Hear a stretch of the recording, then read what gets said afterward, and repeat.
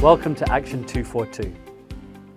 Some years ago I had the privilege of attending Bible college in South Africa, an Englishman coming into a strange environment, a strange culture, and had the privilege of studying theology. And there I met a young man from Australia and we quickly became good friends. And Rob was a passionate man. He was passionate about going out onto the mission field and reaching people with the love of Jesus. 3 months later, Rob unfortunately contracted meningitis and passed away. And I was seriously confused. I was angry with God. I was confused. God, of all the people in the world, why would you take him away? This is a man who just wanted to live for you, who was passionate about reaching the lost, going into Africa as a missionary, and you've taken him home. Why? And God often doesn't give us answers. We, like Job, sometimes need to understand that while we don't have the answers, God is sovereign. But in this case, God did give us an answer. And it was interesting that as we were cleaning his room and packing his stuff away, we found his diary, his journal, and his very last entry was from John's Gospel, chapter 12, verse 24.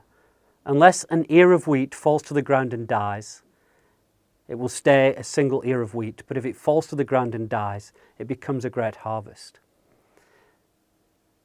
And over the coming days, we heard that at his memorial service back in Australia, his story was shared and a challenge went out.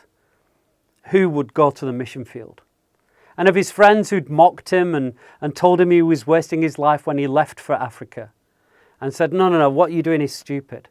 His life impacted them so greatly that in that service, about 6 guys stood up and said, we will give ourselves to the mission field. And through his brief life, many, many men were sent to reach the lost, who could reach many more people than he could himself. What is the point of this story?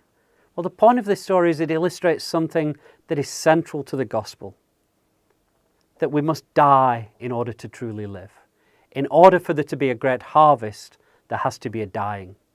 There has to be a giving up to receive. And for Rob, I know that he's in glory now with his Lord. And he would be saying, if it cost me my life to spur people on to reach the lost, then that is a small price to pay. And that is one of the revolutionary messages of our Lord Jesus Christ, that our lives are only truly meaningful when we live for eternity. This world tells us to live for today, to make the most of today, to enjoy ourselves because that's all there is. Let us eat and drink, for tomorrow we die. The revolutionary message of Jesus Christ is, let us give everything for the sake of the kingdom, because actually we're living for eternity.